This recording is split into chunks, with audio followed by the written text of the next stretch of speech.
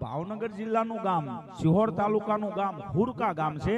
હાલમાં ગોજમાં વાળી ગાંડી ગાત્રાળ એના કુળમાં પૂંજાય બાપ, અને કુળમાં પૂંજાય અને ગાંડી ગાત્રાળ કે હે ગાંડી ગાત્રાળ કે કદાપી શેર માટીની ખોટ હોય દીકરા આપું, પણ તમે આ સઠ્ઠીની દી નામ રાખો ની નામ નહીં રાખવાના.